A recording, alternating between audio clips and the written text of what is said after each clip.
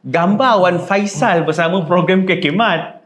Gambar Sanusi pakai baju Kekemat. Ketika Dr. Akmal daripada UMNO bantai, Firdaus Wong bantai, mana Sanusi, mana Wan Faisal. Jadi bila keadaan ini berlaku, saya rasa Kekemat ni dia memang pro kepada PN. Bila pro kepada PN, PN memang kononnya memperjuangkan Islam dan juga perjuangan Melayu. Tapi bila Kekemat kena macam ni, mana Sanusi, mana YB Mat Jargon ni semua Shan?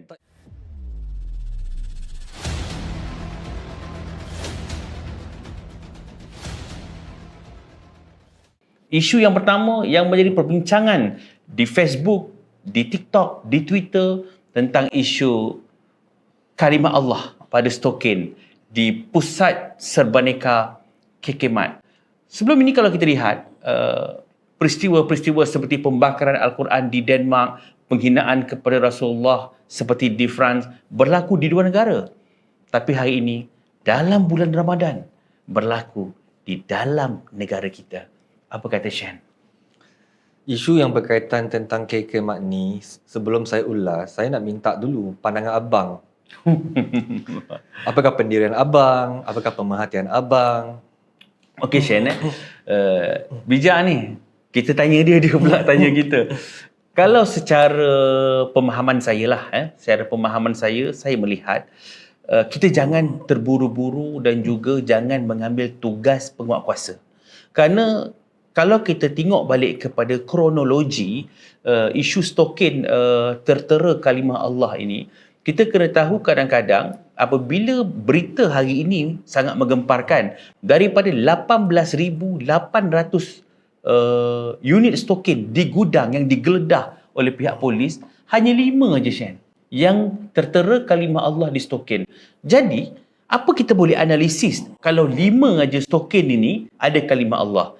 Bermakna pihak Kekemat tidak pun order secara satu jenama kalimah Allah. Kalau 18,800 ini, kurang-kurangnya mestilah ada 10,000 stokin-stokin yang tertera kalimah Allah tersebut. Tapi hanya ada 5. Itu pun 5 ini diambil daripada Pusat Serbaneka di Batu Pahat. Dikumpulkan daripada beberapa pusat serbaneka dan dimasukkan semula ke gudang. Jadi, di sini saya merasakan ada unsur sabotaj.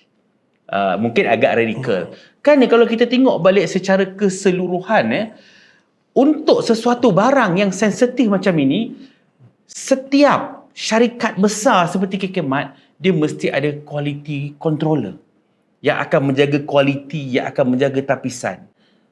Sebab itu, di gudang ataupun warehouse tak jumpa benda ni. Kecuali apabila ditangkap ataupun dijumpai di kedai. Sebab itu, Shan, mungkin kita boleh orang cakap berteori. Apabila Firdaus Wong orang pertama jumpa ni tadi, adakah ini satu konspirasi politik ataupun konspirasi persaingan perniagaan untuk menjatuhkan reputasi dan nama baik Kekemat sehingga menyebabkan idea untuk memboikot Kekemat ni tadi. Jadi bila sampai memboikot ini Shan, dia sebenarnya dia akan memberi satu tamparan sendiri kepada Kekemat kerana kuasa boikot orang Melayu ni dia ada satu kuasa dia, amok. Ini ada pada orang Melayu, tak ada pada orang lain. Amok ni dulu angkat parang, angkat senjata, tapi sekarang ni Shan, dia punya amok dia dengan boikot. Bila dia boikot, kita tengok apa berlaku pada isu Israel. McDonald kena boikot sampai turun harga. KFC kena boikot sampai turun harga. Jadi, itu adalah kuasa beli yang ada pada orang Islam. Cuma, secara jujurnya lah Shan, kita serahkan kepada pihak polis. Kita serahkan kepada pihak polis kerana yang mendukung menjadi payung agama Islam Shan, yang di Pertuan Agong sendiri telah pun bersuara. TMJ sendiri telah pun bersuara. Menteri Agama sendiri telah bersuara. Kerana kita tak nak benda ni boleh menjejaskan hubungan harmoni antara kaum di Malaysia. Jadi untuk pandangan awal ini, jangan terburu dulu. Dan jangan rasa Kekemat memang sengaja nak usik sensitiviti agama. Saya tak merasakan sedemikian. Pendapat Shan pula? Pendapat saya, Saya merasakan ada poin-poin yang abang lontarkan sebentar tadi, ada juga rasionalnya. Apabila abang berbicara tentang pihak polis hari ini sudah membuat siasatan, dan siasatan terbaru yang mereka dapati adalah daripada 18,000 stalking di keseluruhan KK Mat tu, hanya 5 pasang saja yang ada perkataan kalimah Allah. So ini adalah poin pertama, dan poin kedua ni, sekiranya benarlah ada teori konspirasi KK Mat ini disabotaj, tak tahu musuh dia siapa, musuh perniagaan ke politik ke NGO ke ataupun sesiapa sekalipun, sebab KK Mat sekarang berada dalam proses hendak IPO. Okey. Dan kebetulan pula isu ini diletupkan pada bulan Ramadan. Dan kebetulan pula daripada 18,000 stalking yang ada kat seluruh Malaysia ni bang, hanya 5 pasang aja yang ada. Dan daripada 5 pasang ini, kebetulan pula Ustaz Firdaus Wong terjumpa dekat KK Mat. Dan dia membongkarkan isu ini dan disambung oleh Ahmad Saleh sehingga isu ini meletup. So dia banyak kebetulan. So sama ada disabotaj ataupun tidak, memang susah nak carilah siapakah dalang dia. Tapi kalau benar KK Mat ini disabotaj, saya hendak kata mastermind ni memang genius lah. Dia pilih orang yang tepat, influencer yang tepat, situasi yang tepat, waktu yang tepat. KK Mat memang hancur lah. 881 cawangan kat Malaysia memang sedang akan mengalami krisis. Betul. Itu bahagian kalau ada teori sabotaj, kalau ada teori orang hendak menjatuhkan KK Mat. Cuma ada satu lagi teori bang, di mana saya merasakan KK Mat mengatakan itu adalah careless mistake. Dia seolah-olah semua salah supplier, semua salah vendor. Seolah-olah mereka tidak bertanggungjawab. Okey, seolah-olah itu adalah satu orang kata bukan buatan sendiri. Namun kita perlu faham bang, untuk satu produk, kalau kita nak buat listing, okey, ataupun dibenarkan diletak di ruang KK Mat, abang tahu tak prosedur dia begitu lama dan begitu ketat. Contoh kalau Tupperware ni. Contoh saja Tupperware ini. Kalau hari ini saya nak listing dekat KK Mat, abang tahu tak begitu ketat sekali untuk listing. Pertama, saya kena buka akaun dengan KK Mat. Okay. Untuk minta buka akaun dengan KK Mat, kadang-kadang kena ambil berbulan-bulan, susah nak lobby. Okey? Kadang-kadang berbulan-bulan, kadang-kadang bertahun-tahun. Untuk buka akaun aja, belum lagi listing bang. Lepas jumpa orang untuk dapat buka akaun, itu baru peringkat pertama bang. Peringkat kedua, lepas akaun dibuka, dia kena buat proposal bang. Proposal sekali lagi mengambil berbulan-bulan. Dan proposal ini bang, contoh saya nak buat proposal Tupperware, saya kena beritahu lah. Apakah kualiti ni, apakah ingredient dia, apakah logo dia. Dan KK Mat lepas hantar proposal, mereka ambil berbulan-bulan untuk luluskan, sebab bukan keputusan seorang. Dia mungkin adalah lembaga pengurusan KK Mat yang diketuai oleh beberapa orang, sekumpulan. Dah begitu ketat dah, bukan keputusan seorang. Yang ketiga bang, lepas ada proposal, nak buat listing pun, sebelum listing saya kena bayar berpuluh-puluh ribu dulu. Oh, ketat prosedur dia. Ketat gila. Lepas bayar berpuluh-puluh ribu nak listing tu bang, bila dah diluluskan bang, baru kita peringkat keempat, peringkat delivery. Bila ada order, kita kena masuk delivery, maksudnya perlu deliver Tupperware ni ke seluruh cawangan KK Mat. Apabila deliver tu bang, sebelum sampai di setiap kedai ke, di setiap cawangan, dia perlu diperiksa sekali lagi. Dah ada 4 tapisan pemeriksaan. So bagaimana mereka boleh katakan bahawa mereka itu adalah careless, mistake supplier, mistake vendor. Sedangkan vendor dengan supplier kalau nak listing barang mereka bang, perlu melalui proses yang begitu lama, begitu ketat dan begitu banyak orang untuk membuat pengawasan. Itu isu pertama. Dan yang kedua bang, dalam isu KK Mat ini, ada orang lihat isu berbeza. Sebab saya bukan orang Islam, so saya tidak mahu seolah-olah berlakon menjadi hero agama Islam tumpang wave ini. Maksudnya dalam stalking kalimah Allah. So orang Islam ada sensitivity mereka yang tersendiri. Okay, adalah rasionalnya bagaimana ataupun mengapa mereka hendak boykot. Cuma pada pandangan peribadi saya merasakan wajar untuk kita tak sokong KK Mat atas faktor yang lain pula sebagai seorang rakyat Malaysia. Sebab benda ni saya kena verify dengan banyak pendengar-pendengar Cakap Hub. Saya kena verify sebab sebelum saya datang pada hari ini untuk podcast, saya dah buat kajian biasa, belum lagi mendalam sebab saya tak dapat data itu. Saya tanya 3-4 orang kawan, termasuk diri saya. Kalau saya kebetulan, saya kekhidmat ada 3-4 kekhidmat cawangan dekat PJ. Kebetulan ketiga atau keempat-empat cawangan kekhidmat ni bang, semua menggunakan pekerja asing. Okey, betul juga. So bila saya tanya kawan-kawan saya di kawasan mereka, ada yang kata pekerja asing, ada yang kata pekerja tempatan. Sikit, very minimum. Very minimum. Benda ini yang saya tak suka kekhidmat. So orang Muslim nak main isu kalimah Allah boleh. Sebagai rakyat Malaysia, saya nak main isu mengapa kekhidmat ni ada 881 cawangan kat seluruh Malaysia. Kalau saya tak silap, saya lihat akaun mereka tahun lepas macam untung 1 bilion lebih. Mengapa tak nak upah pekerja Malaysia, pekerja tempatan? Walaupun pekerja tempatan punya gaji bang, tambahlah 300-500 ribu lebih. Satu kedai 2 orang aja bang. Isu ini yang saya kata kita tak sokong kekhidmat. Kalau jatuh sekalipun saya takkan kesian kat mereka. Sebab mereka bukan pejuang pekerja tempatan. Dan ada juga lagi satu teori. Mengapa isu stalking ni boleh berlaku? Sebab pekerja asing tak tahu sensitivity. Kalimah Allah. Sebab itu pekerja asing apabila orang hantar delivery ke kedai, pekerja asing tak tahu check. Kalau check pun mereka tak tahu sensitivity. Pada muka ini panggil kama.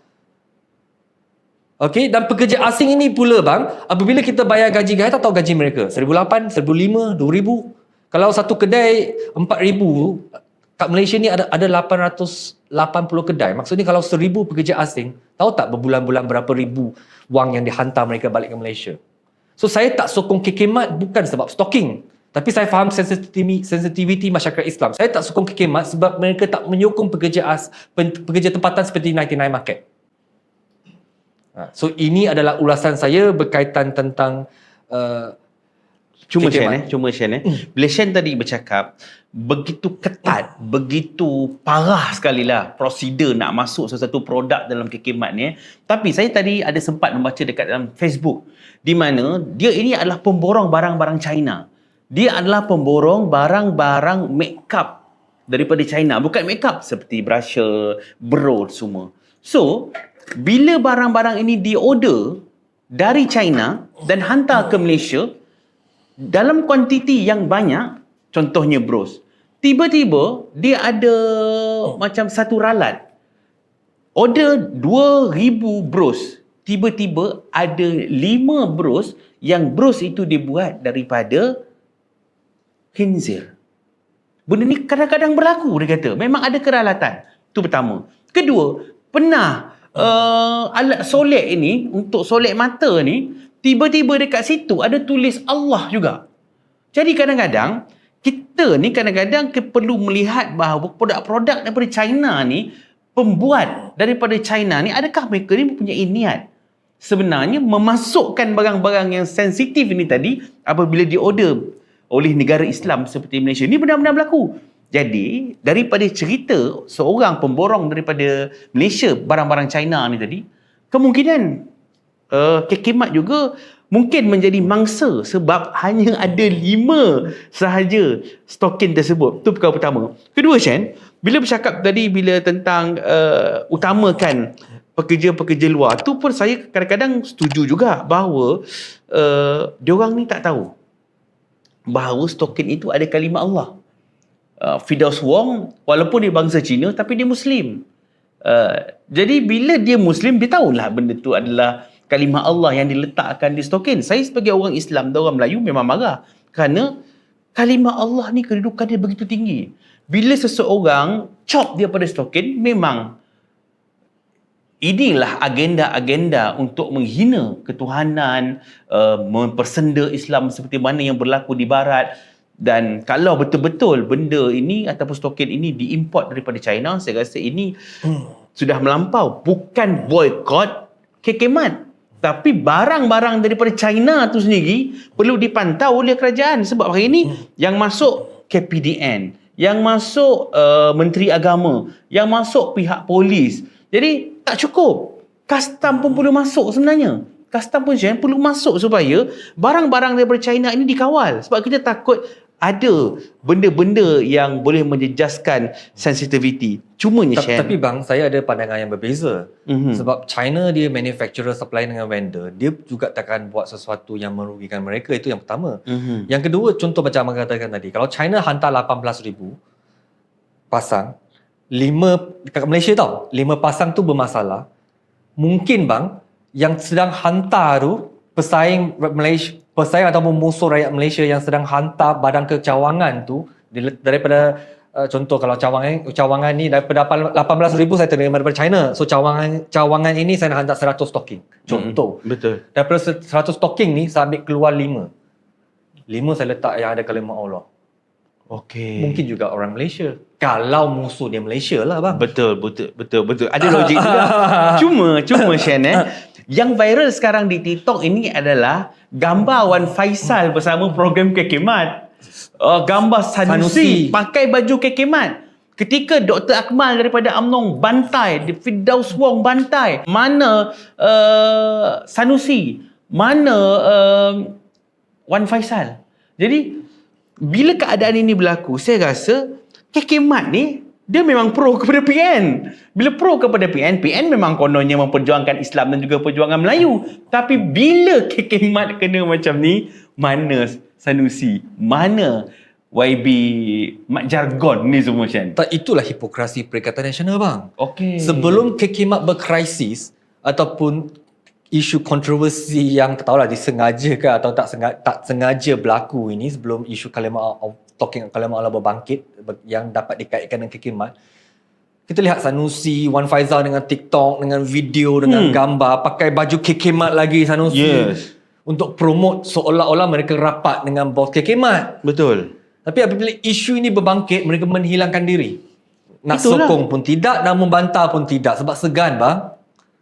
Tak ada keluar sebarang kenyataan apa-apa pun daripada Perikatan Nasional. Tak ada. Yang menjadi hero adalah Ahmad Saleh, orang UMNO. Orang dari kerajaan Madani sendiri yang memperjuangkan isu.